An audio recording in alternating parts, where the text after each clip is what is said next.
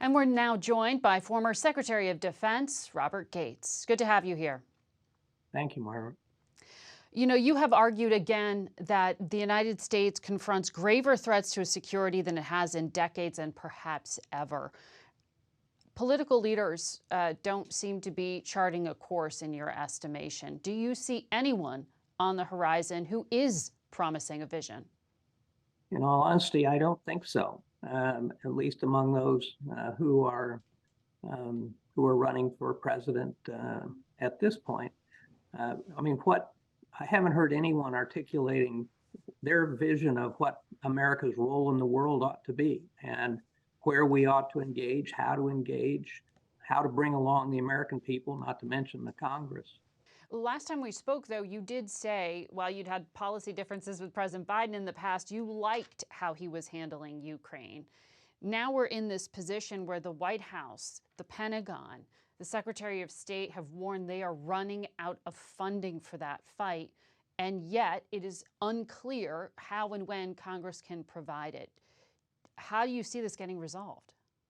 Well, my hope is that once the House has a new speaker and the Congress turns to the longer term appropriations process, that some kind of compromise will be worked out that includes significant funds for Ukraine. But we've sent a terrible signal to other countries, not to mention Ukraine itself, but to our allies about whether our commitment can be sustained. And believe me, Vladimir Putin and I would say Xi Jinping in China are paying very close attention. Can the United States sustain and fulfill its commitments? And the one thing that may happen is that I've heard from a few senators is that they may go for one more really big package rather than having to come back every few weeks for another package. And that may be another way through this impasse that we have right now. Mr. Secretary, you know, besides Ukraine funding, the United States Congress hasn't even passed into law a defense bill. And in fact, the Pentagon warned Congress last week the U.S. had to slow down the replenishment of our own forces to hedge against an uncertain funding future. There are also hundreds of military promotions being held up. Why can't former officials like yourself prod Republican leaders to move on things like this? Well, I don't know what it would take to prod them to act. The fact is that the Congress has not passed an appropriations bill for the Defense Department before the beginning of the fiscal year since 2010. And of course, the hold on senior promotions is really without precedent. And I think was actually going to take a long time from which to recover. You've got a lot of displacement of families and kids wanting to go to school and sign up in their new schools and so on. It's very disruptive, and I don't understand why there hasn't been greater pressure brought to bear to put this problem behind us. This is a policy and a political issue that's at stake. These military officers really don't have any say in it and no role in it. And so I think that this is a terribly mistaken approach. And yet there doesn't seem to be that sense of urgency that you have. Why? Why isn't that being translated? I honestly don't know the answer to that question, Margaret. As I wrote in an article last week, the peril is real. Xi Jinping and Vladimir Putin are watching all of this paralysis in Washington. It feeds their narrative that we are past our prime, that we can't get organized, that our system of government is broken, and that we are in decline because we can't deal with these problems here at home. And you know, it's both parties, frankly, in terms of how we reach these impasses. And I don't know what would light a fire under these politicians to make them come to their senses about the urgency of the problems we face and the need to do something about it now, not a year from now or 2 years from now. They're proceeding as though this were 1956 or something, that nothing urgent was going on around the world. Well, it occurs to me that that November 17th funding deadline where the government will possibly have to shut down again, happens to coincide with a potential visit by Xi Jinping of China to U.S. soil. America's chief adversary would be meeting with President Biden in the midst of our Congress being in shutdown. Can you give us a sense of what signal that sends to America's adversaries? Well, I think Xi Jinping's first question, probably unspoken, is, so how's it going, President Biden? Because it sends the signal, again, as I was just saying, that underpins their view that we're in decline. We can't get anything done. We're paralyzed. But I mean, you've said again and again in the years that we've spoken to you that you think polarization is the biggest threat to our country and our democracy. So, you know, within the Republican Party right now, there's this civil war, as you say. The parties also aren't working in a bipartisan way.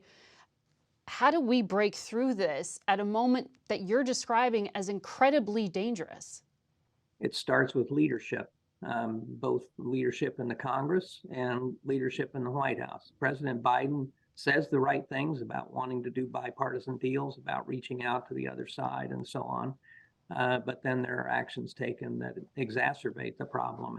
And I would say the leaders of both parties in both houses of Congress bear a lot of responsibility for this. And I mean, the whole point of leadership is to be able to move things along. And I realize the destructive nature of the obstructionism on the Republican side in the House, but this is a matter for the leadership to resolve. And how can you elect a speaker who can't lead? This is a huge problem, not just for the Republicans and for the House of Representatives, but for the country.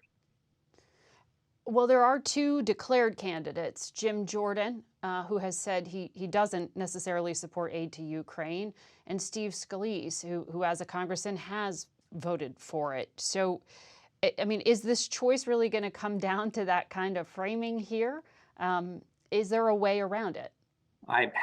How they resolve this this race to become speaker, I think, is a mystery at this point, probably to them as well, in terms of how they get to a majority.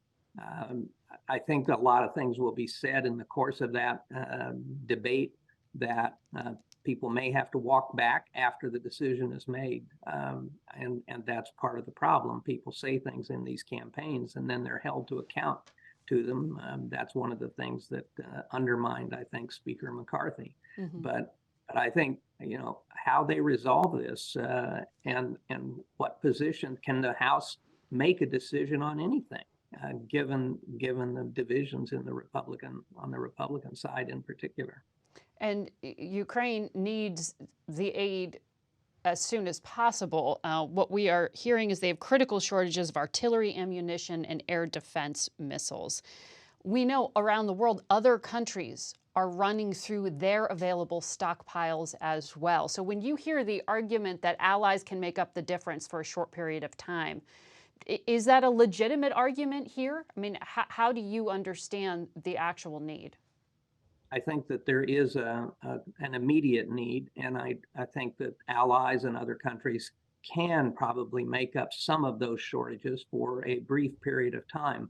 But what's most important to Ukraine, right along with the artillery shells and ammunition and missiles and so on, is the confidence that the support of the democracies in the West, led by the United States, will be there for them, as the president has said, for as long as it takes. Now, you know, there is a real risk of a long-term stalemate in this conflict, at which point pressures will grow on every side, in Europe as well as here, for some kind of a negotiated deal. But for the next number of months, what the Ukrainians need, as much as the ammunition, is the confidence that our support will remain steadfast. Well, while there's one story in the House, there are a number of Republicans in the Senate who are very supportive of Ukraine. And yet there is this criticism that President Biden hasn't made the argument easy to them necessarily to sell at home. If President Biden is to make this major policy speech that he says he's going to make, what's the selling argument here? What does he need to persuade people? The fundamental lesson is the importance of America continuing to accept its global leadership responsibilities. The cost of exercising those responsibilities is dramatically less than if we were to enter into a war. That leadership has led to 75 years of great power peace. That's the first time in centuries that has happened. That's our military, the international institutions we helped design, our own system for that matter. And so what is really critical is the message that it's in America's long-term interest, that it's our vital interest to exercise that leadership, because all these things internationally are connected. I mean, as I've written, it's naive to believe that Putin's success in Ukraine would not embolden Xi Jinping to act against Taiwan. Those who say we ought not be paying attention to Ukraine, but ought to be paying attention to Taiwan, don't understand that they are connected, and that these leaders, Xi Jinping and Vladimir Putin, are working together. And if we don't understand that interconnectedness and how these events abroad affect our interests, then we're in real trouble. And that's the message that our leaders have not made. And frankly, it's not just one speech in the Oval Office, from the Oval Office. That's important, obviously. But as Franklin Roosevelt said, the most important responsibility of a leader is to educate. And it's the role of not just the president, but leaders in Congress to help American people understand why this engagement is inexpensive in the long term in terms of protecting our interests, and a lot less expensive than a war with either Russia or China. Mm-hmm. And lastly, Mr. Secretary, we overuse the word unprecedented, but we haven't seen this play out in the U.S. Congress before. How do you understand the moment that we are in right now? I think it's a very dangerous moment, and because the whole world is watching this. It's not just like this is an in-house struggle that doesn't matter. The question is, for the rest of the world, what role is the United States going to play in the rest of the world? And both our friends and our adversaries are looking for the answer to that question. And the longer this paralysis goes on, the longer this stalemate and inability to resolve big issues in the Congress goes on, the more our adversaries are encouraged, and the more our allies and friends are discouraged, and will begin to hedge against the possible loss of American leadership. Mr. Secretary, always good to have your perspective. Thank you for joining us. Thank you, Margaret.